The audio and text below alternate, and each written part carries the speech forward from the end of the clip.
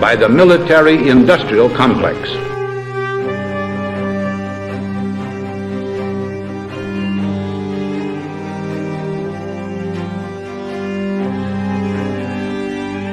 It could be seen to move violently forward, violently forward, violently forward. I'm just a patsy. I've been there.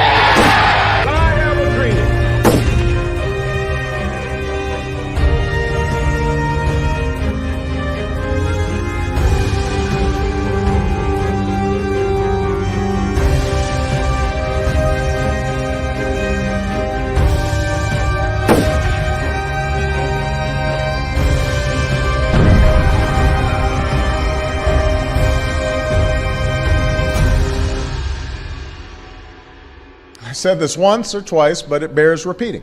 If you like your current insurance, you will keep your current insurance. You think about the Army and the Navy and the missions they run to protect the world, they run on SAP. Well, you have done a really spectacular job. I guess pretty much everybody at this table is your customer, so Exactly. That's not so bad. Exactly. I want to congratulate Thank you, Mr. President. Thank you.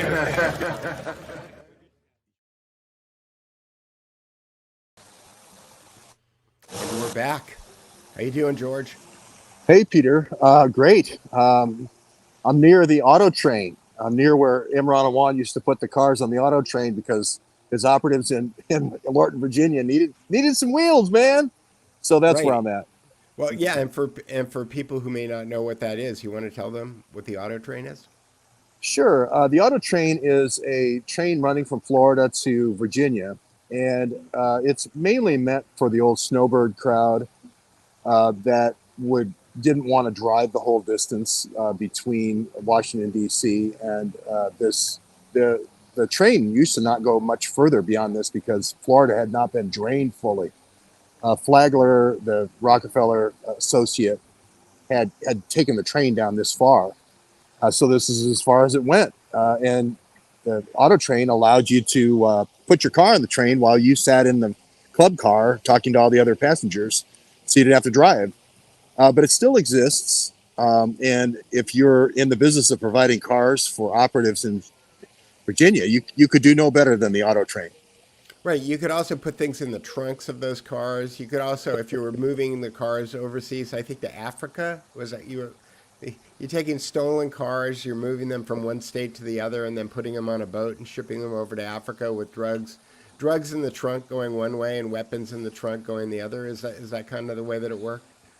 Well, there was an Operation Cassandra where they thought that was a good idea. Why not? It just seems like we're not enough to do around here in Washington. May as well get some Hezbollah operatives.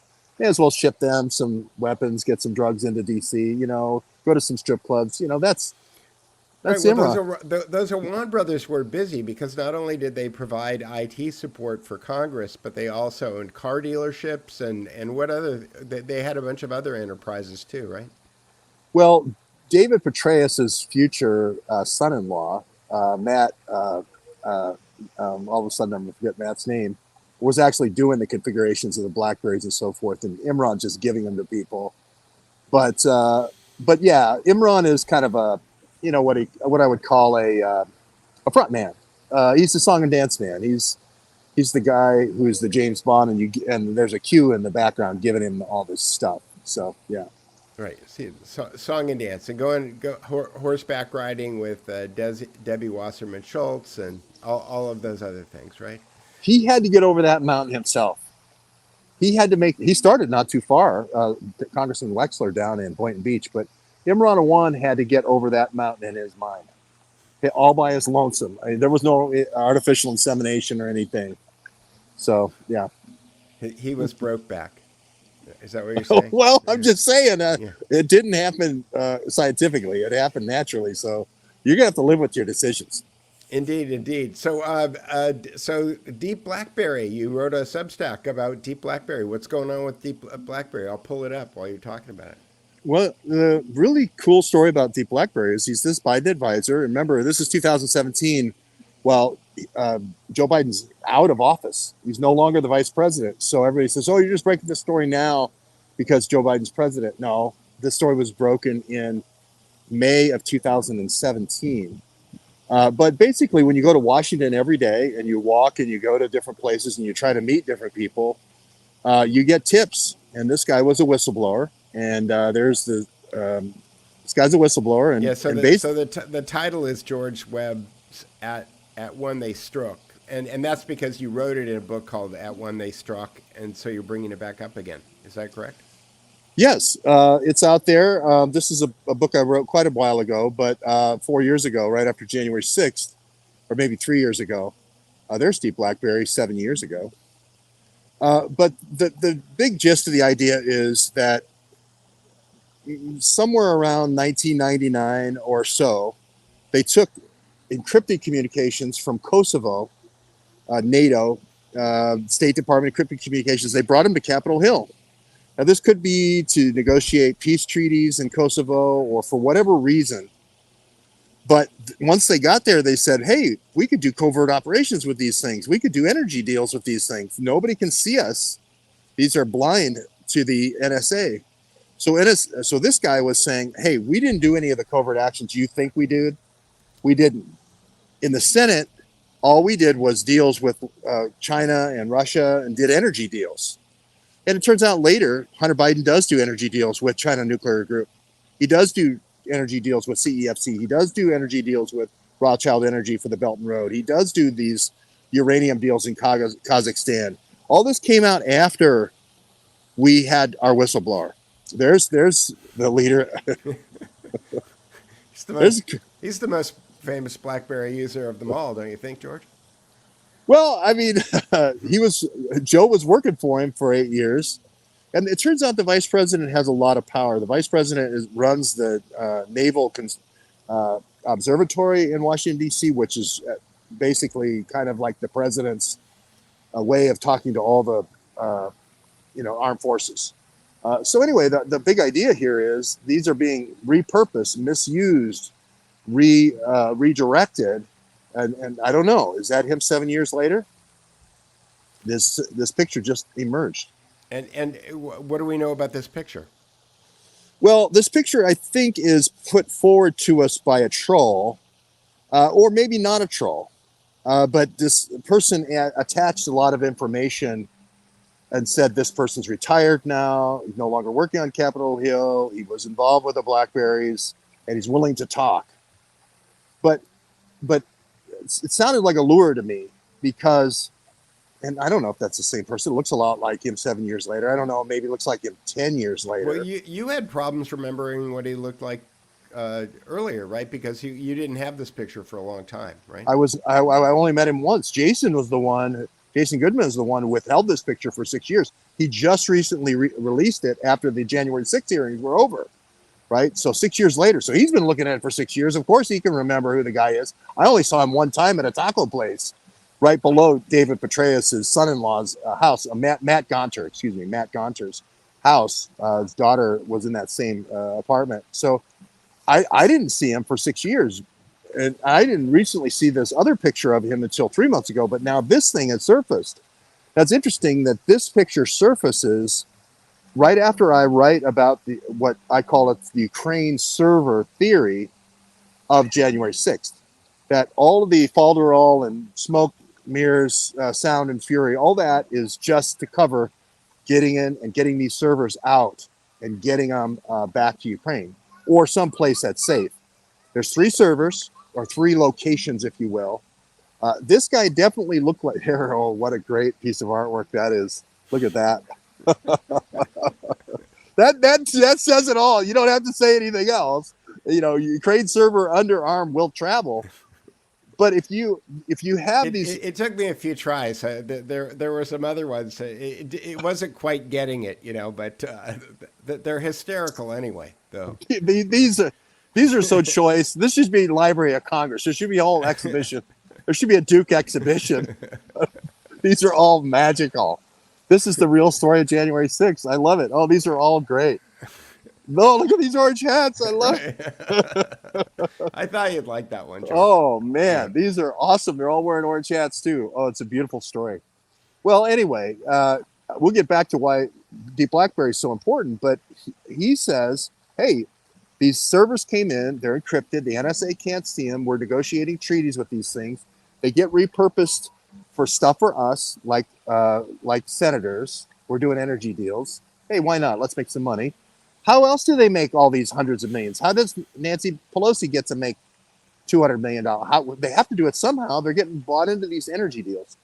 But he's saying, hey, wait a minute, you're associating Hillary Clinton and flipping countries and doing covert actions and shipping weapons like Libya, Syria, Sudan, Yemen, and Ukraine. You're associating that with these Blackberries. We didn't do it. Here it is, plops it in my lap. He didn't realize he was plopping it in my lap. I gave it back to him the next day. But those guys are the bad guys. The guys on the House side with W. Wasserman Schultz and all that, they're the bad guys. And we had looked into 3 different systems, one called iConstituent, which is how you talk to your congressman when you call up and say, I would like to have the Keystone Pipeline go through my backyard, through my farm, so I could sell it for 10 times what it's worth. That is entered into a system called iConstituent.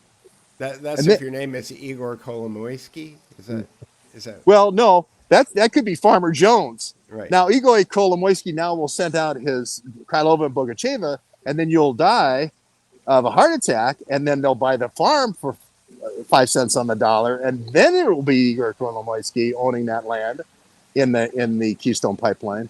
But you get the idea. And then if you want to throw a bribe in there so that your farmland is going to be on the Keystone Pipeline, remember Seth Rich is all about this. He's with an energy company right there where the Keystone Pipeline and the XL Pipeline meet in Nebraska.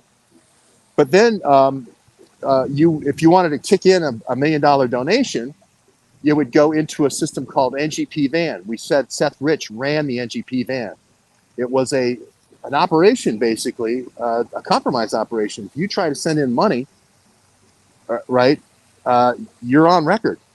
And we can combine the 2 systems now. We can combine you being and that's something that a lot of people don't understand, that fundraise. Somebody said nothing attracts a crowd like a crowd.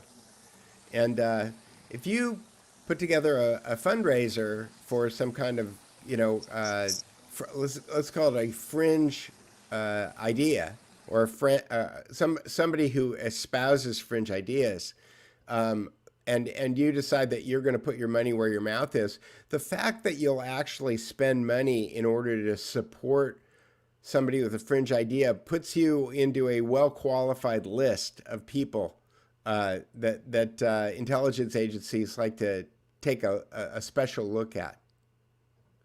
Especially, Peter, if you are taking money from Qatari princes and let's say UAE princes and Saudi princes, and you're doing energy deals for you want to be sure that you crack the back of people who are farmers and people who own various ranches and so forth. You want to make sure that the little guy is completely denuded of all of his possessions, because you have to pay for all your expensive furniture and cars and planes that you're going to be buying with your new spread in Florida on the coast. So that's what this is really about. This is about going and getting land, amongst a lot of other things. But the Seth Rich operation was about land in South Dakota, North Dakota, Nebraska, etc. And what the basic con is just like Abscam. Remember Abscam? We'll offer to give you something. Remind me about Abscam. And somebody said that my mic is weak, so I'm trying to. I think your mic is. I can hear you breathing, Peter. So I think your mic is good. I think that's a person trolling you. They're trying to get you. They're not a troll. They're a regular. But okay. But I'll just try to speak more into the microphone. Okay. So my point is that I offer something to the congressman, and it's a bag of money, and I say, well, I want to have the pipeline go through my backyard, and I want to be rich. Well, if you take that bag of money and then you slide that bag of money over to you as a congressman, you're now looking at about 10 years in jail. And they did this with about 10 different congressmen in the 80s. That's right. Yeah, and this is the same thing. The XL pipeline scheme was, hey, there's this thing that looks like a right triangle. It's going to be Canadian oil shale coming into U.S. It's like a right triangle. And we're going to cut the corner, the hypotenuse, and it's going to be called the keystone, right? Make it shaped like a keystone. And we're going to send a guy out there, a CIA guy named Paul Erickson, and we're going to figure out where this is going to go. And we're going to send this gal named Butina, this Russian spy, and we're going to figure out where this is going to go. Now, if you want in on this action, send in your donation to the DNC. And over on the DNC server, NGP Van, they'd have, $100,000 or whatever. So I'm raising money for my candidates, but I'm also now going to go back and get their land because I know they're on the Keystone Pipeline.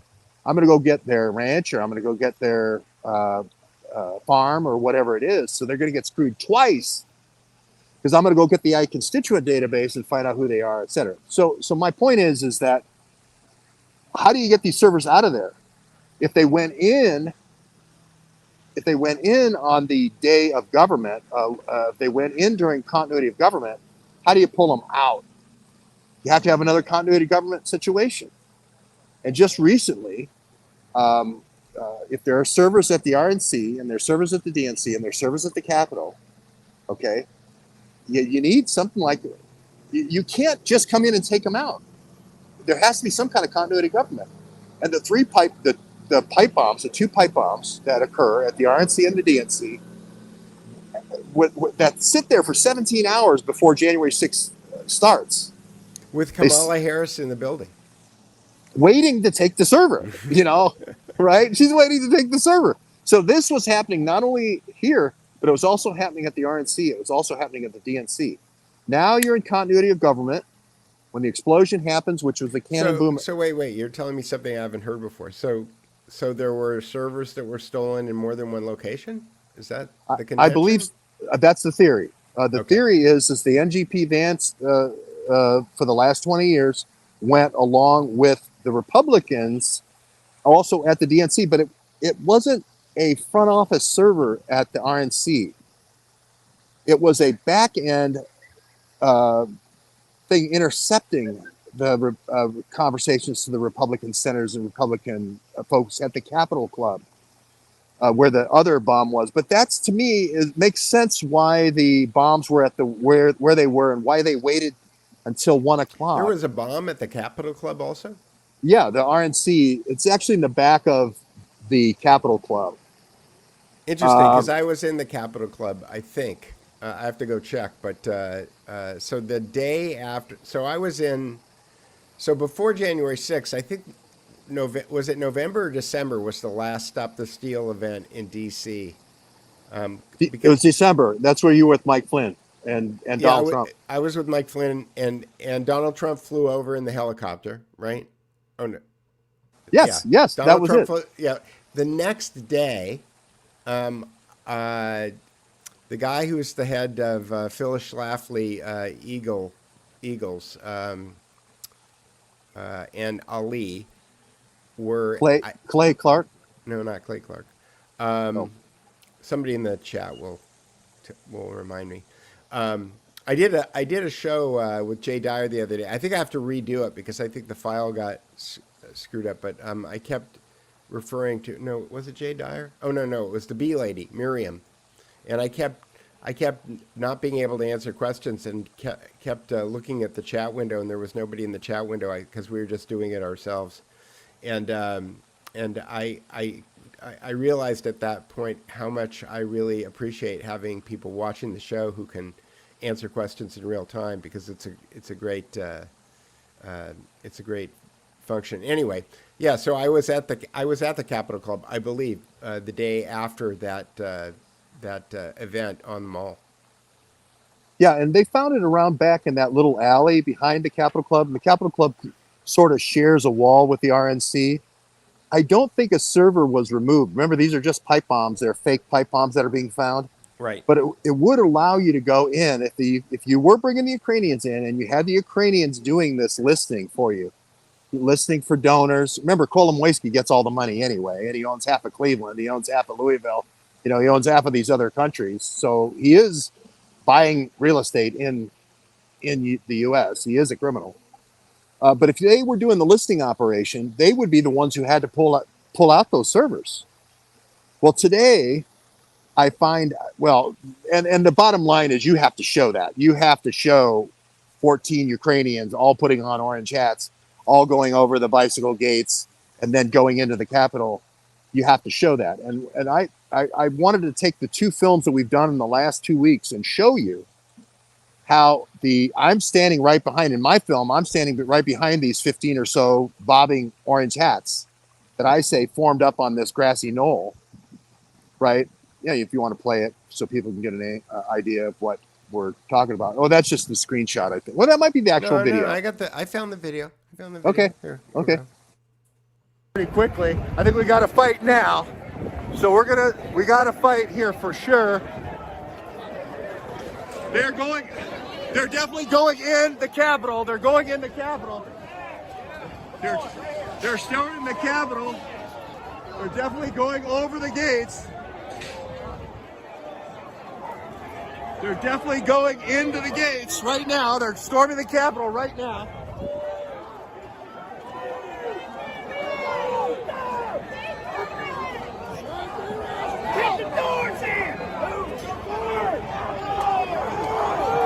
They're definitely storming the Capitol right now. Storming the Capitol right now.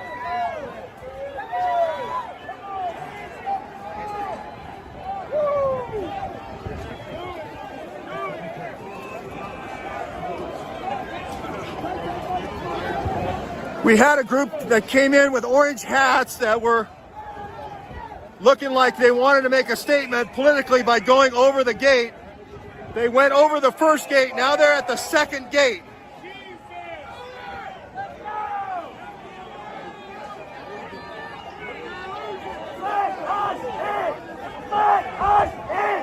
It looks like they've been stopped at the second gate right now.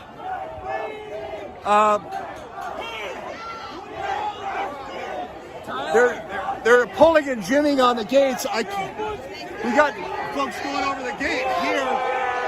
We got folks going over the gate here. We have some folks going in.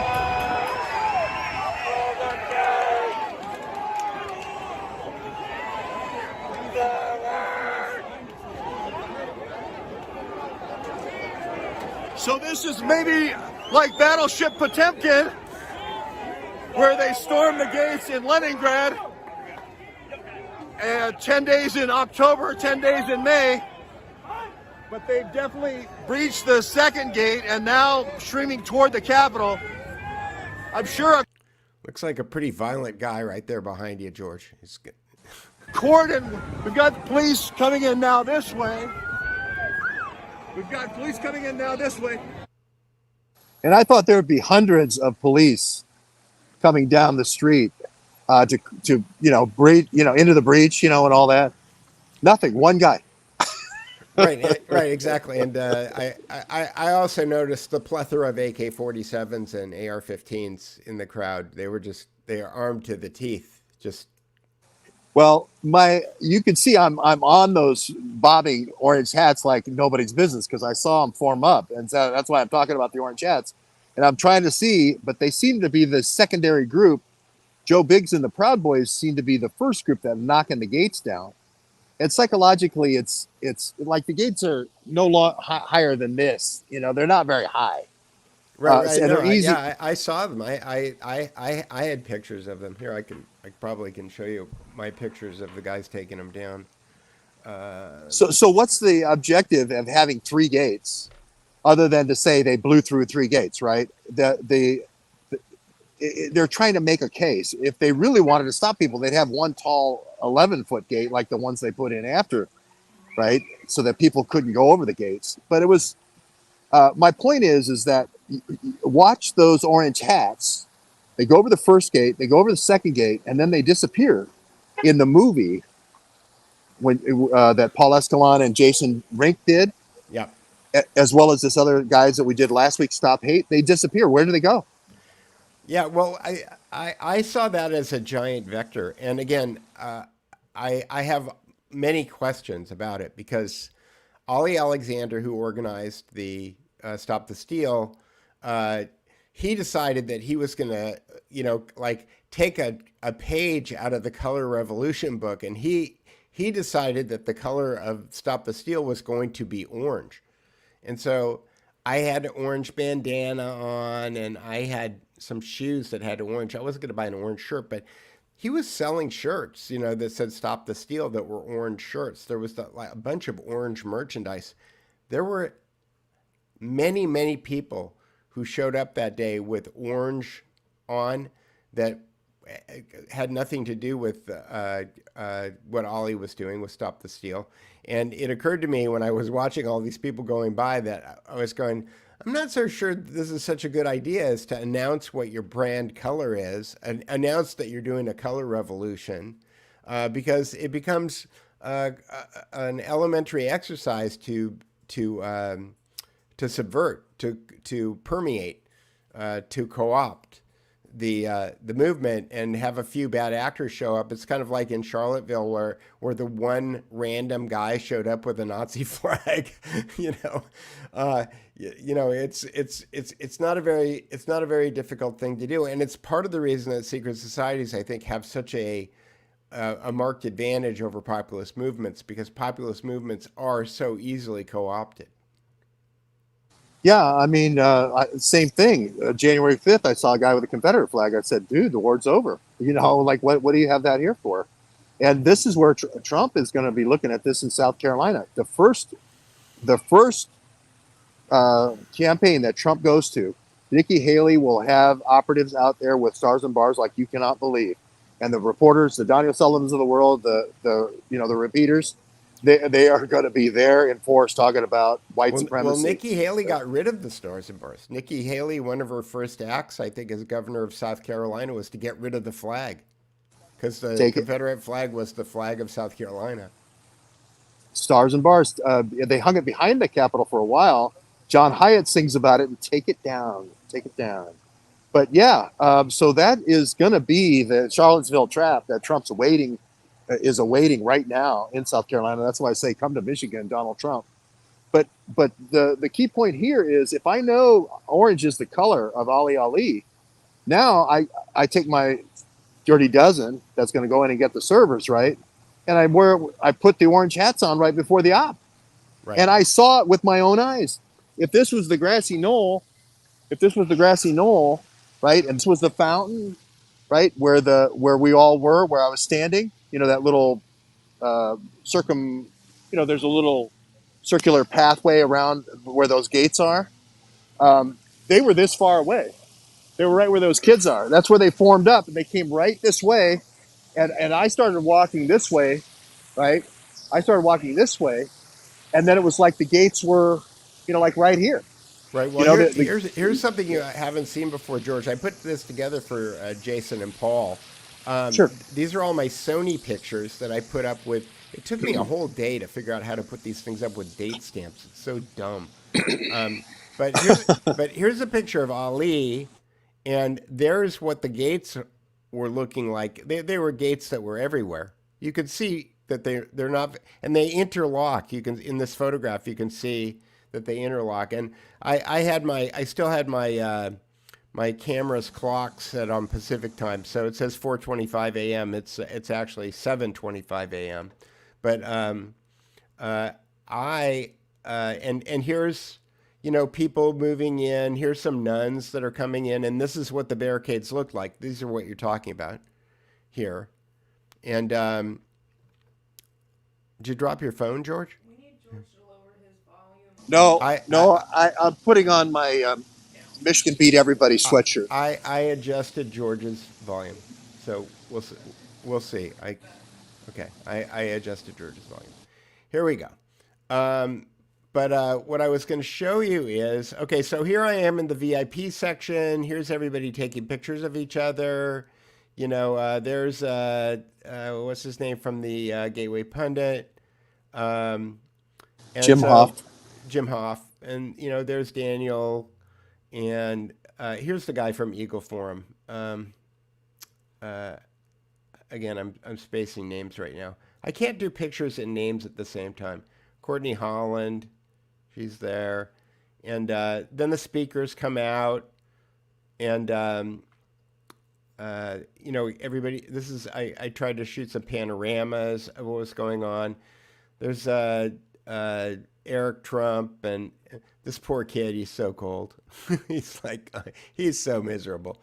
Anyway, Lorelei and Eric Trump and people are cold. But what I wanted to show you is, as I scroll down here, is that I'll get Rudy Giuliani and people in the crowd. And I left. So what happened is that Trump came out, and then I left. Let me see if the page down button works. I left, and then after I got enough pictures of Trump, I decided to leave, and I went and I got caught in the crush. But here's another picture of like what the barricades look like that we're talking about. So these are not crowd. These are a well-ordered crowd control.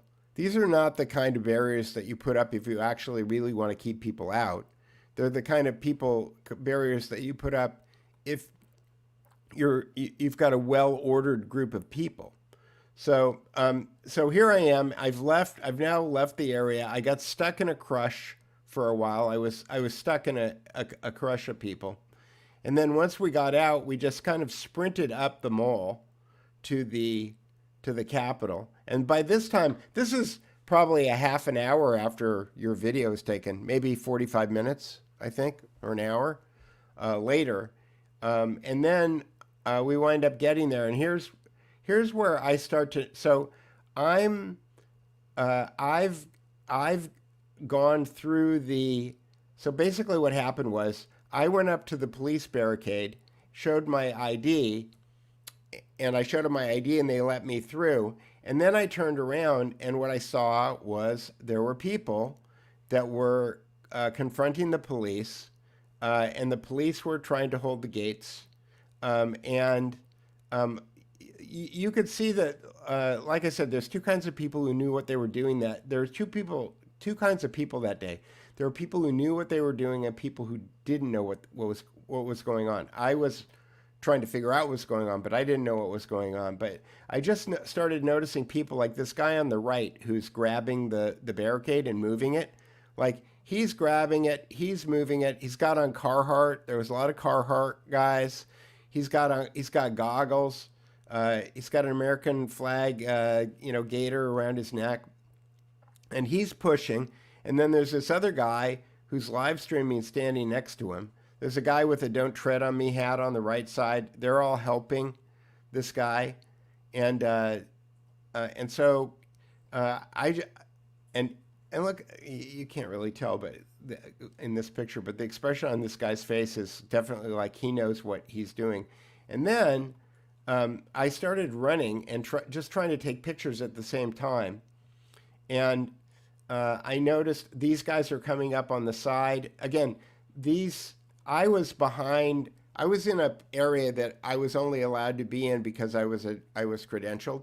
These people weren't credentialed, and I turned around and they were all coming in and there was another guy. Is that the same guy with the jacket on? I'm trying to tell. Hang on a second. But these guys, they start unhooking the gates. Like I'm behind the gates and they're unhooking them. As I come in, this guy with the red hat on top of his beanie, and then he's talking to this guy who's in the far right side.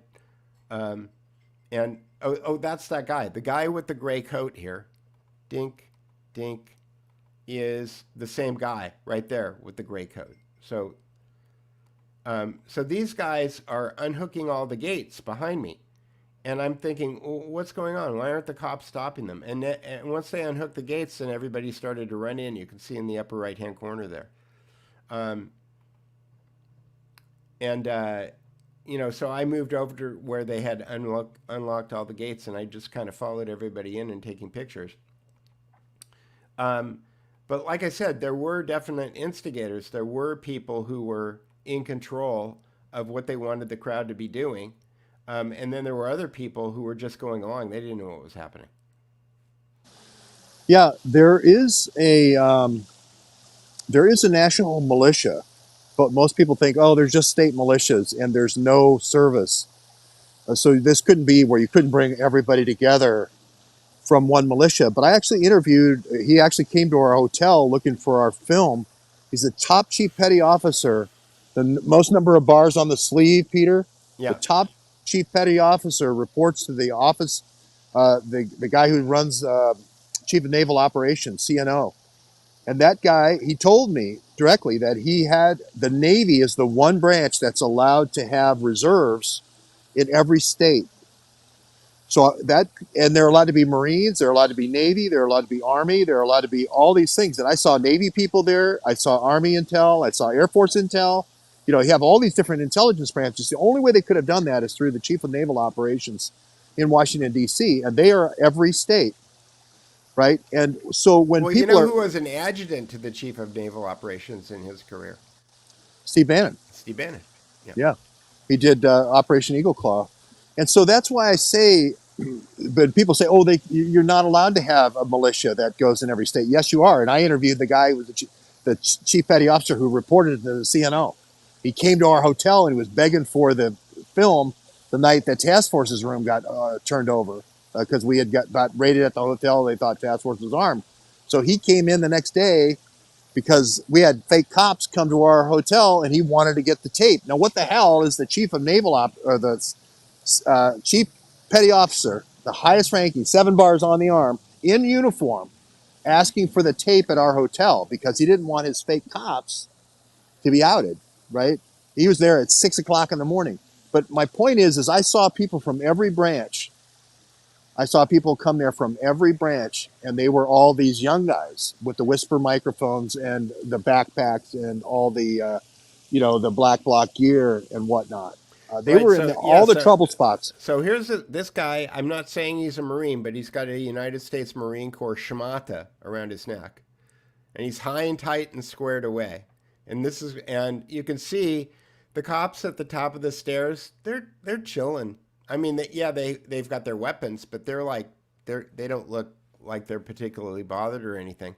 This guy is standing on top of a truck that's had its tires flattened. I think somebody flattened the tires on the truck, and they're standing and it's one of these like war wagons, and they've got a roof rack, and they are urging everyone to go up the stairs. That's kind of their job. The guys on the top of this truck, and you can see Redbeard there on the right. Sergeant Stadenko told us a year ago that he was going to ID this guy.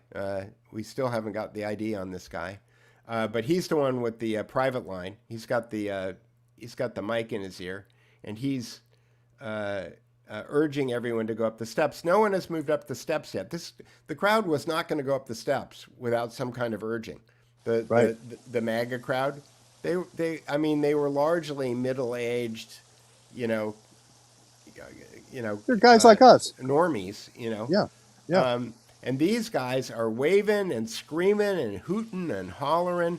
The guy with the red beard, see this guy? I mean, I don't have a picture of this guy without a crazed expression on his face. He was out of control the whole time. Look at, I mean, you can't, again, you can't. And this is why I think they have the Ashley Babbitt shooting.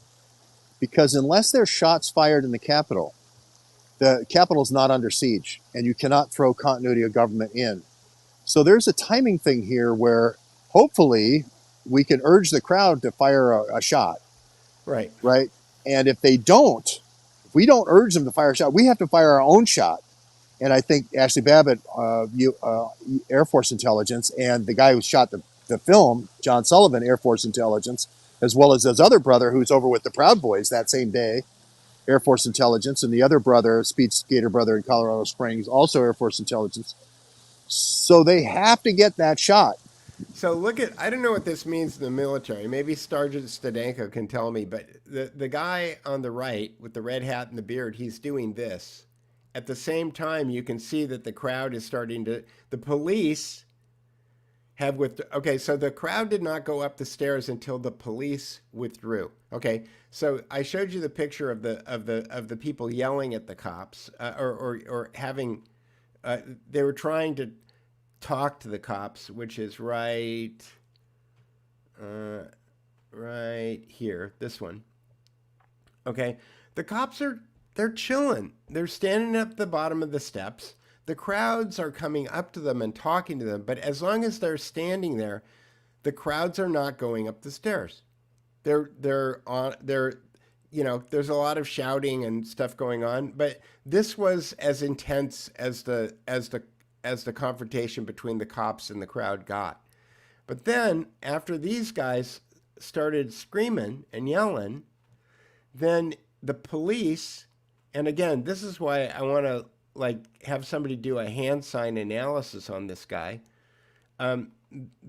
This guy, okay, so now the guy on the right is waving the American flag, and again, these are in order. So this is, again, Pacific time, 10:52:30, 10:52:30. These are all, you know, I'm holding the button down. 10:52:50, it's 20 seconds later, 20 seconds later. And this is really 1:52 p.m. Yes, again, these are all Pacific time because I'm reading off the time that's on my camera. Right. Okay, so at 1:52:57, he does this, okay? And at the same time that he does, and he's on a private line, at the same time that he does this, the cops retreat up to the top of the stairs. So he's doing this at the same time that the cops are retreating. Is that an organized thing? Yeah, if you think about it, Peter, if the objective is to get to the Senate Sergeant of Arms, and remember the gal who's now he's doing this, right? You got to get people up there because you got to break that window. They rehearsed this. You have to break that window on this side of the Capitol, and you got to get people up and into the Sergeant of Arms office.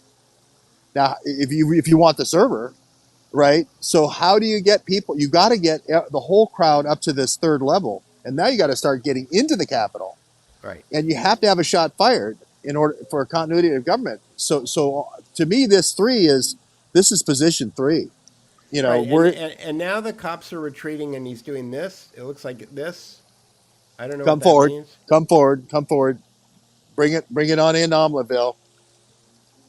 And now he's doing this. Still, this is. Yep. Okay, I'll go back one. So 10:52:58, 10:52:59. I can't quite see his hand. I could blow these up in Photoshop, but and now he's turning and he's looking at the cops. Yeah, he's the choreographer. He's the conductor. He's the Zubin Mehta of this thing, Redbeard. Yeah, and you know, as you go further, it's not until Trump tweets out, finally gets his phone back at 2:24, right? So Trump is the aide for Mike Pence has stolen Trump's phone, and Trump's really pissed when Trump gets his phone back. He said Mike Pence could have avoided all this. The reason he said that is because if Mike Pence would have let me have my phone, I would have been able to tell everybody to stop. But they've taken this and made this, the crowd surged at 2:24. Now he's doing this. I don't know what that. This is. Well, you have to get people to the windows. You're not getting in unless you get to the windows. If you don't get the crowd up to that windows, though, the whole plan of breaking the windows out and so forth and going and getting the server is kaputski. Right. So you got to get the people to that window. And you remember where they started breaking the thing with the window, that team, and people started trying to stop them. And then people jumped on them and in the film and said, "Get out of our way, because we got a server to get."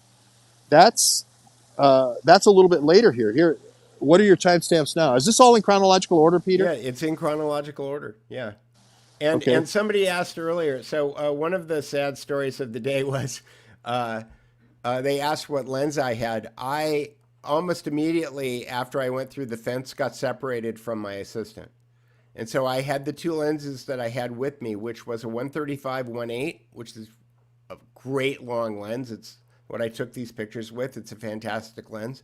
And I had a 12 to 24 millimeter zoom, which is a very, very, very wide angle lens. So I had an extremely long lens and I had an extremely short lens. I didn't have anything in between. So, yeah, this is 10. This is okay. So I'll translate the times: 1:53:13, 1:53:14, And by the way, this is how wide these lenses are. I'm standing in the same place. This is the 135. This is the 12 to 24. That's how long the differences are in the lenses. So yeah, so I'm in the back, kind of taking pictures of these people kind of trying to move around. And people have now moved up the stairs. You can see they're moving up the stairs, and the people that are in front here are just kind of typical of the people that are in there. They're all kind of middle aged, and I can see now. I've gotten closer to the truck. You can see in the upper right hand corner, you've got the crazy Marine holding the flag, I think, and C.J. Pearson. They pulled C.J. Pearson up on the truck with them.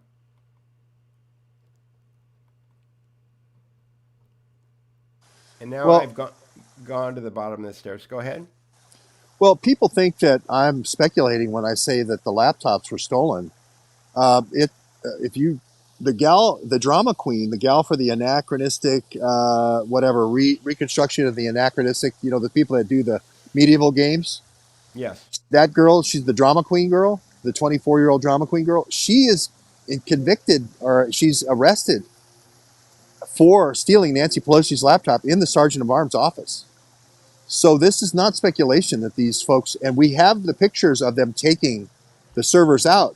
But the thing is, if these are associated with national security, if these were associated with a continuity of government, I'm going to repeat that because it's going to come important with the anthrax when you find out how these servers got there.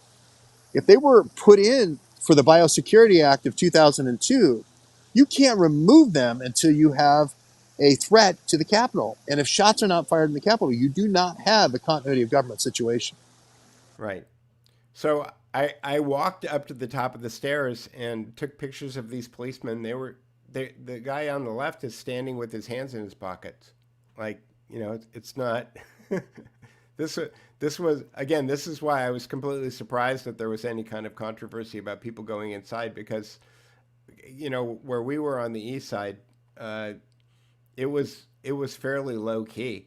I mean, at one point everybody stopped and sang "God Bless America," and the Star Spangled Banner at one point as well. Yeah. What's the timestamp on these? These are, it's 11, so 2:03:07. I think Ashley Babbitt gets shot at, I want to say, I remember calling it live, but I think 2:24, right around, the shooting of Ashley Babbitt happens right about the same time Trump tweets out, Mike Pence caused all this. Right. Because his assistant had my damn phone. And this is where the operators started to get concerned, because you can see the guy in the right with the black hoodie and he's got his face covered in a hat. He's talking to Redbeard and he's pointing directly at me. It's like, hey, there's a guy with a real camera taking pictures of us. This badge that he has on Redbeard March on the Capitol with a silhouette of Donald Trump is not a sanctioned or approved credential. That is, Ali Alexander was familiar with all of the credentials that were approved that day, and this was not one of them. So this was a made-up credential. And like I said, you could see that there's a lot of concern that I'm taking their picture. You can see it in their faces there. Well, if you go to Jason Rink's movie, right, and you go to the timestamp where they get to the third gate, or they call it the lower patio or the mezzanine, the third gate, look for orange hats, because you saw them in my video. They went over the first gate. They went over the second gate. Where did they go? Right. And all these guys from Arizona, they could have just taken them off. They could have just taken them off and put them in their pocket. Because the idea was they used it as an organizing function, and once the task had been accomplished, then they would take them off and put them in their pocket. Then they just I think that's exactly what happened, and I think they went into the Capitol, and that's the real team that removed the server. The gal who does, she plays Guinevere and does the reenactments of all the knights jousting. That gal, she did not steal she did not know where to go. That's the cover story. That's the Lee Harvey Oswald in the story. Is that somebody who was inside? Yeah, she was if you look at her, look at the story for stealing Nancy Pelosi's laptop, but that's not the person who stole the Ukraine servers. Right. And we have proof now that Joe Biden actually took over those offices after 9/11. The ceremonial offices there, which were the office of the Sergeant of Arms, Senate Sergeant of Arms. That used to be a real thing where the real people used to, the gendarmerie would have controlled who went in and out of the Capitol at the Sergeant of Arms office. That's why they called it the ceremonial office. You're not going to believe this, but Joe Biden is a letter goes to the person who wants to do the 9/11 commission after 9/11, Senator Daschle, in the Hart Office building, and that closes down the Hart Office building. And there's a senator by the name of Joe Biden who's in that office building. And instead of going and taking instead of going and taking temporary offices someplace else, he moves into the office of the Senate Sergeant of Arms. Yeah, Riley Williams. Can you believe that? So those servers go in potentially the day or October 2001. They've been there ever since 2001. So Riley didn't know about George, that. I think, George, it's very odd. That's her. But when I look at this picture, I'm thinking that I have pictures of a very similar person. Yes, you do. I've seen it. That I took at a UCLA event with Milo Yiannopoulos. Oh, really? That would be so great. Oh, okay. That would be so good. Well, you tell me if this is the same person, because I could be wrong, and maybe I'm doing a George Webb deep Blackberry. Remember, you didn't know what deep Blackberries. Oh, right. I mean, I think everybody, when they're trying to remember somebody they met one time. Okay, I'm going to do this live, folks, like Bill O'Reilly. Here we go. Milo. Let's see. Milo. My question is, why would you sit on that for 6 years? Why would you wait until the January 6th hearings were over and then say, oh, by the way, here's the picture of Deep Blackberry? Why would you do that? Right? Because he could come forward as a witness and blow up the whole story? I don't know. But why would you sit on it for 6 years? Jason sat on it for 6 years. And why would he sit on the fact that the Sergeant of Arms logo's right there on the Blackberry? Why would you sit on that for 6 years? Why would you pixelate it for 6 years? Okay, I am not the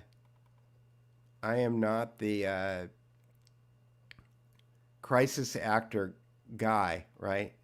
I'm not the guy who's always yelling crisis actor, right? I'm not either. The blood was real at Sandy Hook. Okay, here we go. I know that I have pictures of this woman,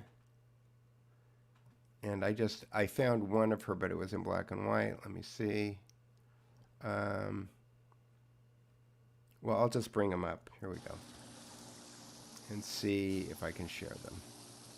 Remove, start, present, share screen, window. Okay, I have to do this a different way. Hang on a second. Open with preview. All right, here we go. And now I can share it. All right.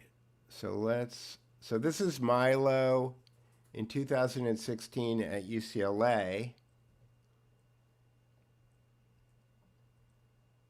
And these are people outside. And then what happened, we were stuck in a bathroom with Dave Rubin.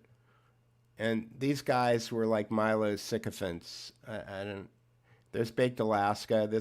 He was basically Milo's babysitter. He was working for Steve Bannon. Steve Bannon, he was the manager of the crew. There's Dave Rubin and Milo. There they are hanging out in front of the men's room. And there she is. Okay, this is the first picture of her that I've got. Okay, you see the girl with the phone and the glasses? Do you see her, George? Yeah, I do. Can you zoom in a little? Let me see if I can. Maybe. Wow. Okay, wait. I have more pictures of her because she. Wow. Okay. She came in another place. Hang on a second. Four psych ops. Okay. And you're allowed to maintain this. The Navy is allowed to maintain a 50 state for their reserves in all 50 states. Fort Psychops. Here we Okay, go. here's Milo. There's Joe Biggs. He was working for InfoWars. So you got Joe Biggs in the immediate foreground, and then you got Baked Alaska next to the camera there. This is Milo and Dave backstage.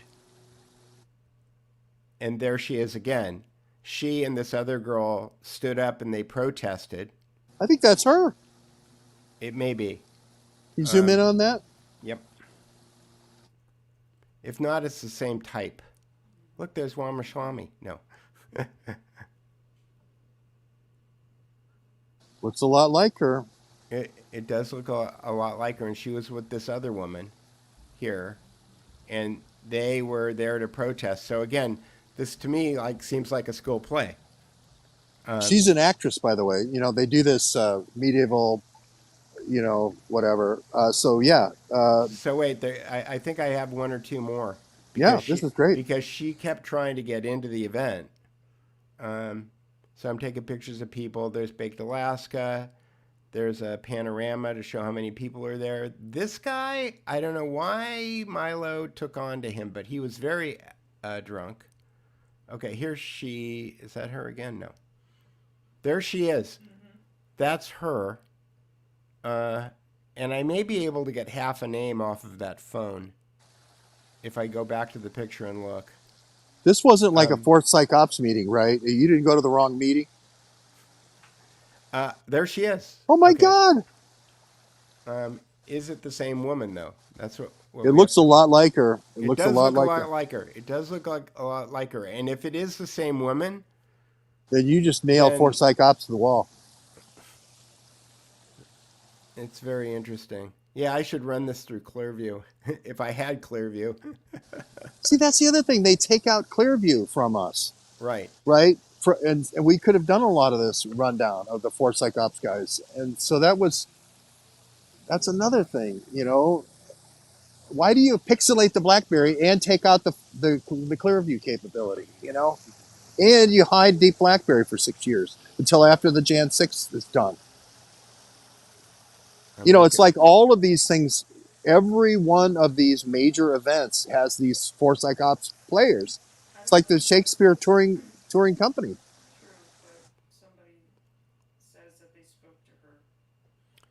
Somebody said that they spoke to her? On Rumble. It's the last comment if you want. All right, hang on one second. I'm going to see if I can put them up next to each other for people to...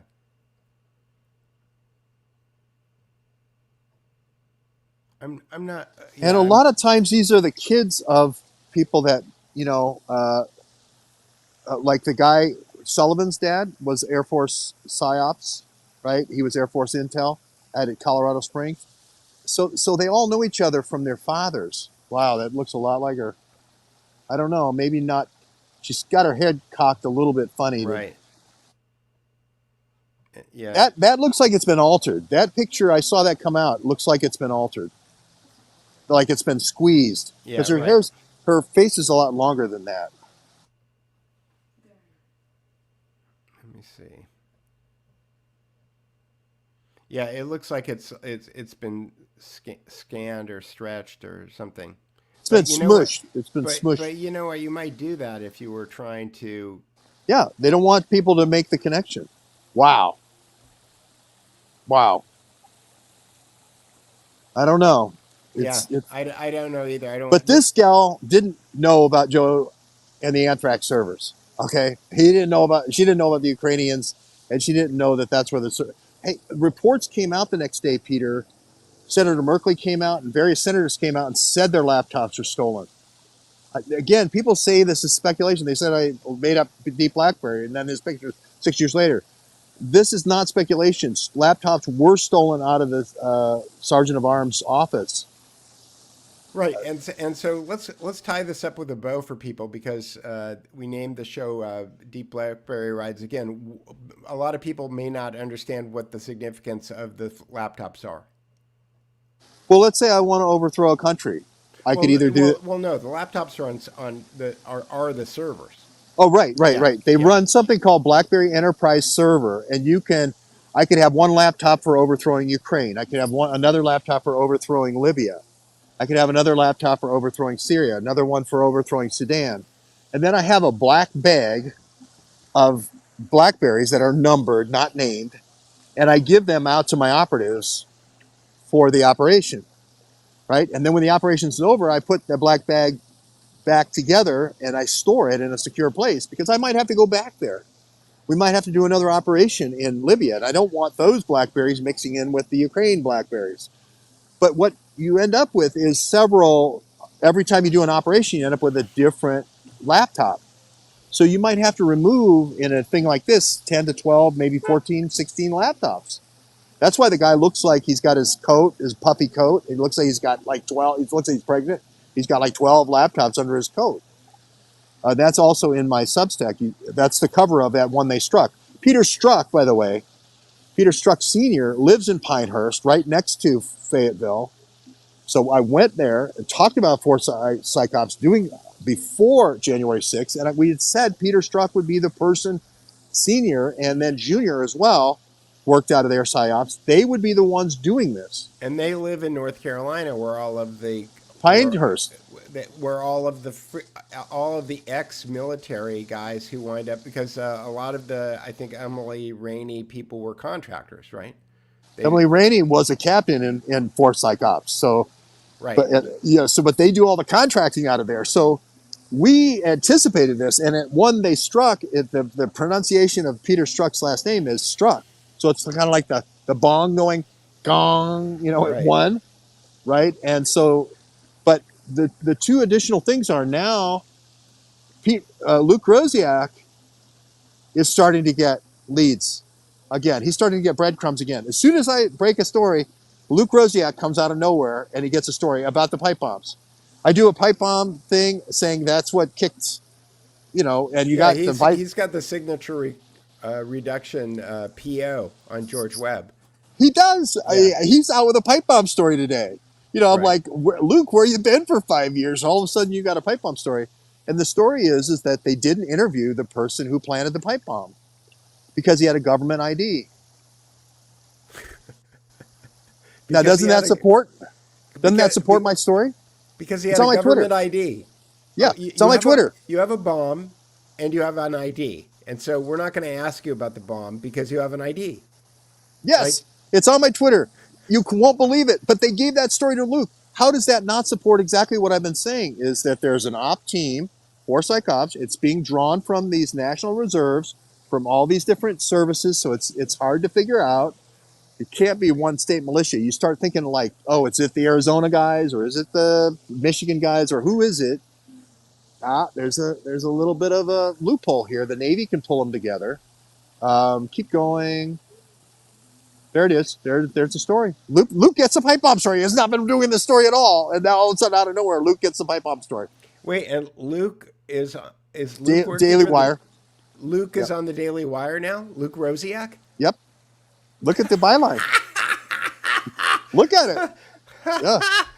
Oh my God. Look at the byline. Oh my God. All thick like thieves. Thick like thieves. Oh my God. The Daily Wire. So read the headline to everybody, Peter.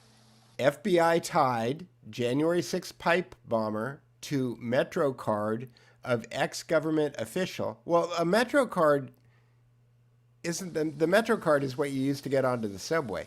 I know, yeah? but he showed government of ex-government official, but blocked interview of him. Former agent says so. Okay, so just so people understand, somebody dropped a dime, meaning someone called Luke Rosiak and told him this. It's not like he's a shoe leather reporter and he's out there, beating the bushes. He answered his phone.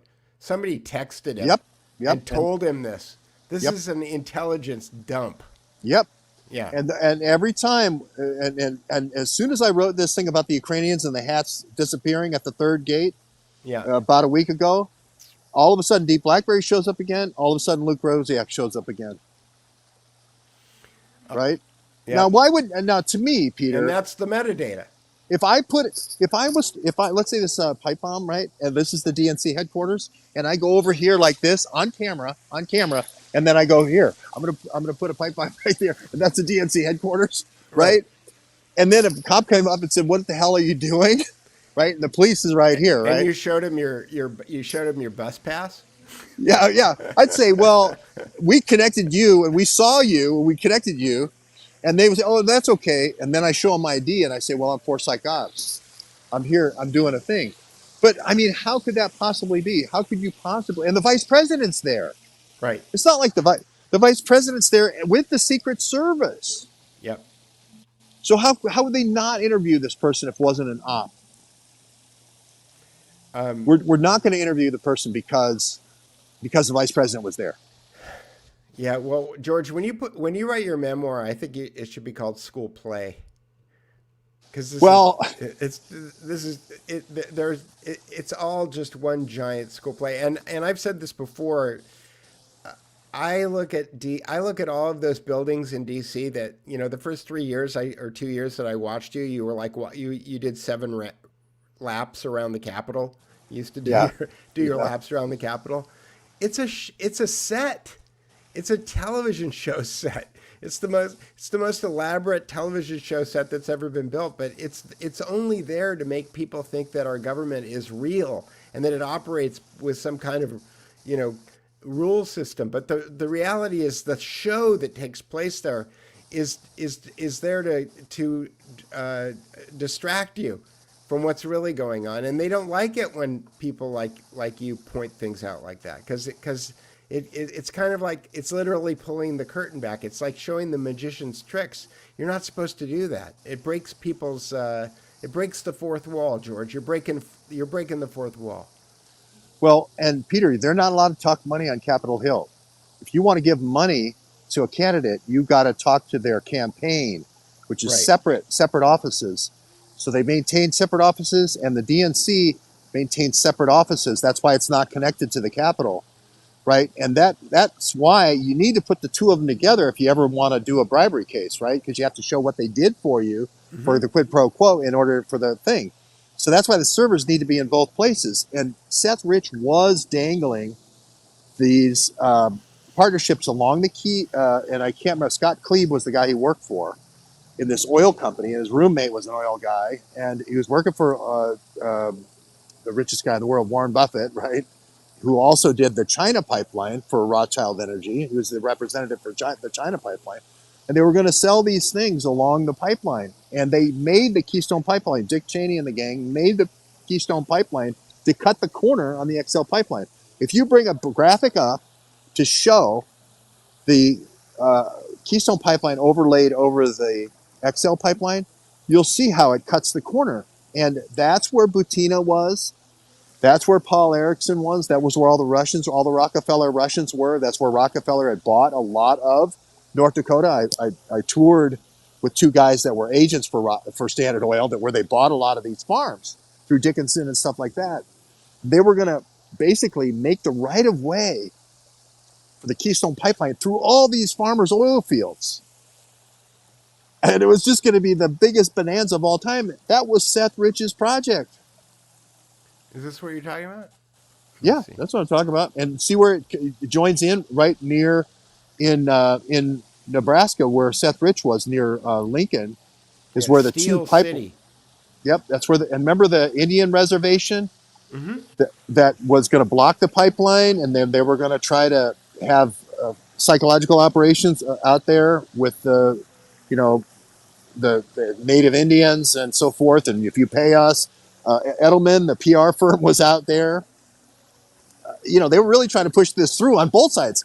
They were trying to get money from the XL people, and then they were also trying to get donations from the Keynote people. But both of them went through Scott Klebe and Seth Rich's backyard. And so what I'm saying is, if you were trying to get your land included, and you gave a donation, it's going to be on either the RNC server, usually probably the RNC server. See how it kind of cuts the corner? The pipeline is the hypotenuse. The Keystone is the hypotenuse there, and it goes. Now, did they want to cut the distance, or did they want to double the capacity? Well, I mean, it seemed like they already had pipelines in there. Yeah. There was no reason not to do it this way. The only reason is Rockefeller had bought a lot of leases with Standard Oil in North Dakota around this Dickinson. There's this huge shale deposit in North Dakota, and there's this huge oil and gas deposit as well. And this goes right through it. And this was a brainchild of Scott Klebe, Seth Rich's boss. And so he was involved in this project that the richest guy in the world that plays bridge with Warren Buffett. Warren Buffett was involved in this and has been involved for 20 years. And he's also involved in the same deal that Hunter Biden is with the Blackberry, which is Rothschild Energy and the Belt and Road pipeline from the Baku through China. So that's CEFC and that's CNG, the Chinese Nuclear Group, and the CEFC. That's what Hunter Biden's getting called on the carpet for that deal. So, I mean, it's like, I see the connective tissue. Right, and it's the DNC. And the fallback is that we'll bust Hunter for bribery or something instead of looking at the deal, which is billions or trillions of dollars in deal flow, right? You got it. And this is why it's going to be him with the gun charge, with the dumpster, throwing away a gun or whatever, or taxes. And that's why Comer hasn't subpoenaed the Blackberries. Now, interestingly enough, Peter, yesterday in the House of Representatives, because we don't have a justice system, we have a legal system. Right. Yeah. Well, this is going to be a little juice for the grist mill here. Hey, the Cruziak, cover this one. Guess who subpoenaed the House Senate Sergeant of Arms yesterday? The U.S. House, the Department of Justice subpoenaed the U.S. House of Representatives yesterday. Oopsie, oopsie, oopsie. So the plot thickens. And what did they subpoena them for? We don't know. It was just a 36-second announcement. But again, if Comer's going for the Blackberries, he's on the right track, because the Blackberries don't just do the energy deals. The Blackberries also did all the. I mean, if you want to, but the only reason they would be doing this, again, we don't have a justice system. We have a legal system.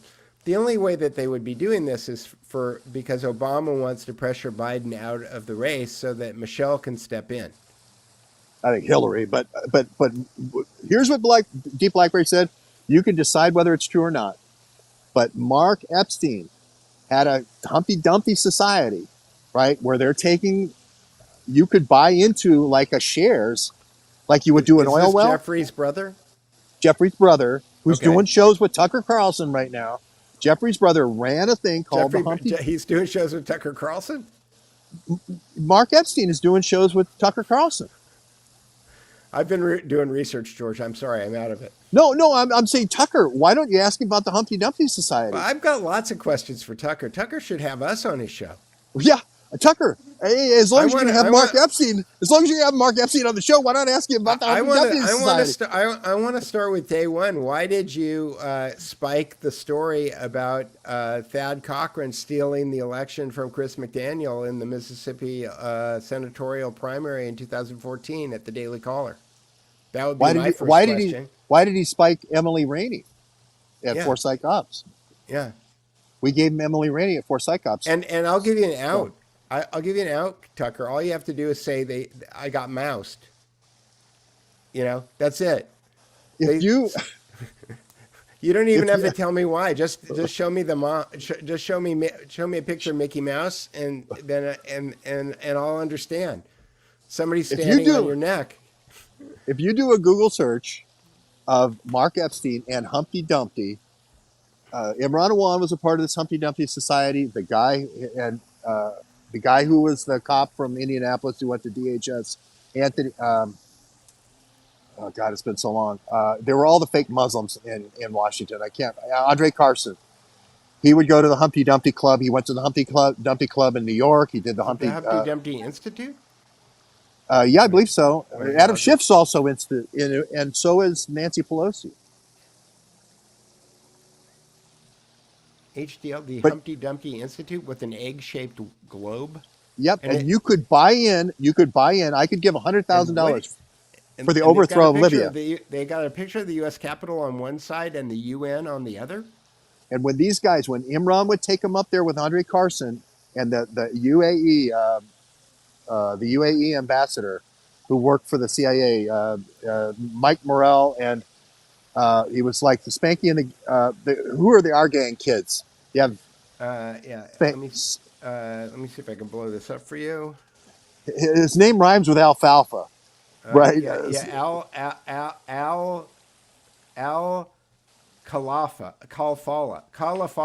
Al Kalafala. HDI, the Humpty Dumpty Institute chairman, Al Kalafala, far left, with members of Congress, Bernie Thompson, Democrat, Missouri, Steve Cohen, Democrat, Tennessee, Janice Schakowsky, Democrat, Illinois, Suzanne Bonamici, Democrat, Oregon, Raul Grajerva, who's Democrat, Arizona. He's in charge of the part of the border where they bring all of the drugs and illegals in. Mark Pocan, Democrat, Wisconsin, and Charlie Rangel, Democrat, New York. Not a lot of Republicans.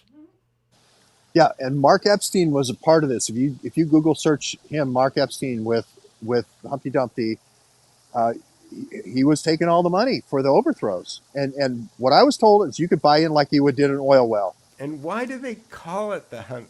Because you throw people off the wall. You take a leader and you throw them off the wall, and then you get. All these guys have eggheads too. Look at it. Look at the way they all look. Well, their opinion was that they are so good at intelligence, right? Like egghead. Yep. Charlie Rangel and Raul Grajerva are the only guys who have hair on this. All the king's horses and all the king's men can't save your leader. We can overthrow him, and if you want in on the deal, send $100,000. And the server was called NGP van, and I'm wearing a shirt where Seth Rich is driving the NGP van in my Substack in 2017. And the system for the high rollers was called the Catalyst System, $100,000 and up, the high price club, if you wanted to get in on the overthrow. Jeff Epstein and Mark Epstein ran that. Mark Epstein. And I don't know why Tucker wouldn't just ask. There's lots of questions Tucker doesn't ask. I'm not. I found this. Somebody posted this image the other day. Here, I'll show it to you. I can't find what you're looking for, George. I believe you, but. Okay, well, no, we can follow it later. Somebody will put it in the chat, so that's fine. Yeah, exactly. Let me see. I was going to share screen. And, I don't want to believe this is true, but somebody posted this the other day, which is the new Narrative Gatekeepers Network, and it's got, here's all of the people that are on the quote-unquote right that are supposedly, the new leaders for free speech. You got Tucker on the top, and then you got... what's his name? Russell Brand, Alex, Joe Rogan, Tim Pool, the ex-Secret Service guy. What's his name? And these Bongino. Yeah. Bongino, and these people are all supposed to represent the quote-unquote right wing, right? But as we go to see, there's lots of questions that don't get asked. Tucker, there's lots of questions that people just don't ask. And these people are kind of like the champions of journalists who will only go so far and not 1 pixel farther. And that's why, they're supporting this. They're supporting the narrative as much as anybody else. They just represent one side of the narrative. And then the other side of the narrative is, you've got Rachel Maddow and her crew that are taking care of the other side. Yeah. Yeah, I think their limited hangout would be maybe... The good thing about a limited hangout is you can put the two against each other and you can take contributions on both sides if you have a limited hangout. If you have somebody who comes in actually as a wrecking ball and takes it all down, you get no money. And you have no control. So this is a counterbalance or a counterweight. And they moved all the Fox anchors to social media because most people don't watch Fox anymore. They move into social media. So they move all the stars. It's pretty obvious, right? So... Again, if you want to be a hero, you have to ask the tough questions. You got to go to the places. You got to go to the auto train. Let me tell you, the auto train isn't that great. You got to go to the auto train. Right, exactly. All right, we got three comments, and then it looks like it's getting dark there, George. Yep, gets Yeah. dark at the auto train. All right, so here we go. Dave Underdown says, next we'll be shocked that Tucker went to boarding school with Billy Bush, where Prescott Bush also attended. I didn't know that, but it wouldn't surprise me. Is that? I don't think he went. Billy Bush is a Bush. I think that's a joke. You But don't Tucker did. Billy Somebody. Bush is a Bush. Billy Bush is a Bush. Yeah, he's Which- he's related to the Bushes. He's like a cousin or something. Hmm. Yeah, Billy. The actor.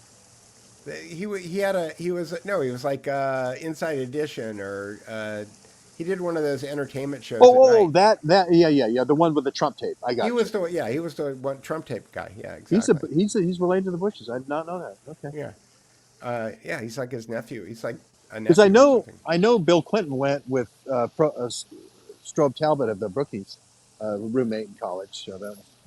Anyway, Bertie Levin says Riley Williams is her name. I personally chatted with her and can confirm she had no idea. She spoke of men in all black, and they did drop the charge at the last minute. She's in jail for trespassing. That doesn't mean that she's not the same person, and I'm not saying that she is, but she looks a lot like this person that was at the Milo thing. So, She had no idea about the Ukraine servers. She had no idea about Humpty Dumpty. Had no idea about Mark Epstein. She had no idea those servers went in with the Biosecurity Act. Well, she had no idea that Pete Zimmerman, who is a nuclear guy, ends up writing the Nuclear Security Act. Well, to Bertie's point, though, George, assets don't always know they're assets. Because they've got handlers that move them around, telling them tall tales about why they're actually doing what they're doing when they don't actually ever have. You need to read this book from Peter Duke that's coming out. It's called Reframing Reality. and it tells you how all this works. Indeed, I may have a publisher. We'll see. I'm not going to tease it too much. All right. Vilma Betancourt says. Have they identified the guys who are on video taking equipment from the Capitol? Not that I know of. I don't think so, but the picture's on my book cover. Been there for 4 years. Okay. And the one guy is got a mask here, and he's got sunglasses like this, and he's got. I wore my John Cullen, reporter outfit. I wore my John Cullen outfit, and it's also the same guy who steals the Ukraine servers out of. Yeah, I'm a great news reporter. I hide behind sunglasses, I hide behind a fake name, and I hide like this, and that's the guy that everybody's getting their news from. Really? Right. Again, you can make a living feeding people's biases.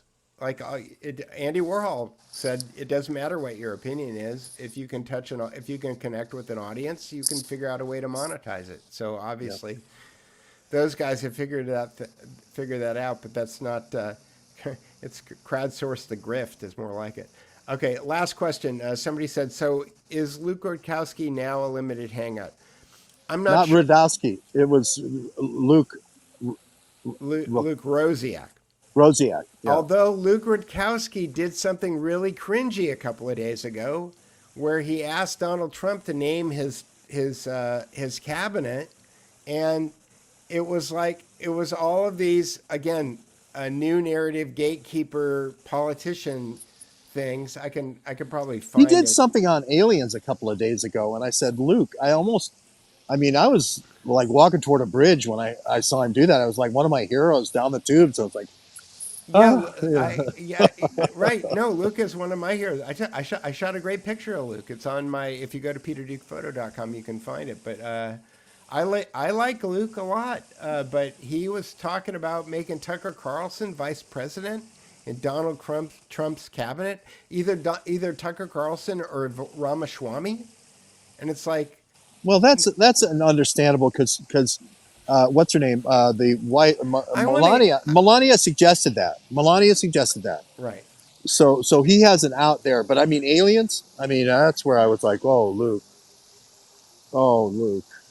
But anyway, I'm holding out hope. It's like the Easter Bunny, and and Elves and Christmas. I'm believing he's a backpack journalist. Yeah, I mean when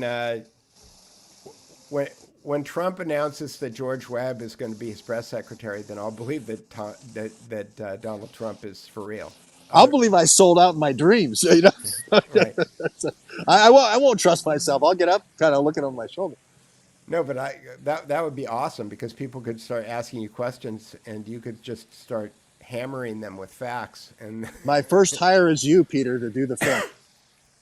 well, I To did explain, write, how does George when Trump Conway? got elected? When Trump got elected, I did write a white paper.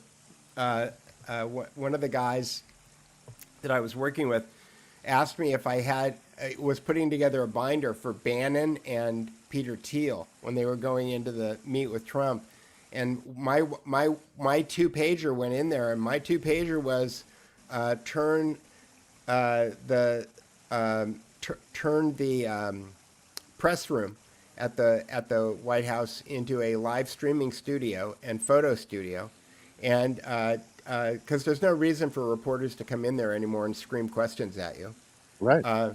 And that They did a little bit of modified version of that. it should where all they be it should all be live stream, and the press room, the press office of the White House should be converted into a social media information distribution. They point. did that for about 3 weeks. They had the monitors in them, and they would take in questions from the field. And I remember because there was one guy that was from Oregon, from the Oregonian, and they got to ask a question. But they took your advice, but only like for 3 weeks. Yeah, well, that was my advice, and kick all those people out. Just Yeah, you know, that's a great idea. That's a great idea. and because I said they're not going to say anything nice about you, so you might as and my other idea was to turn it into a studio and do Vanity Fair level photographs of everyone coming to the White House, because when you go to meet the president, everybody gets dressed up, right? Yeah.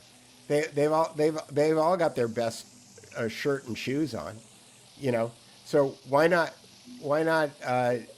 if Vanity Fair isn't going to take the pictures for you, why don't you get a photographer in the White House who's the White House photographer? So instead of being in 2019, I finally got the call. Do you want to be a photographer for the White House? And at that point, it was like you're like 2.5 years late, but my thought was, I'm an old guy. I'm not going to chase a president around with a 80 to 200 Zoom 16 hours a day, 7 days a week. That's not my idea of having a good time. But my thought is that I could shoot like Vanity Fair style, beautiful photographs, portraits every day in that room, and of all of the people that Trump was meeting with, and then push those pictures out into the world, because then you'd only have fantastic photographs to work with, and at that point you've got your own kind of like psychological warfare going on. But they didn't call me until 2019. That wasn't good. Well, I think it's a great idea. Yeah. So, yeah, awesome. Well, what a great show. What a great, this is fun. And we're going to do this one more time this week. I know that George and I said that we were going to do this only once a week, but on Thursday, is it Thursday? We have Chris Newby. We have Chris Newby, George.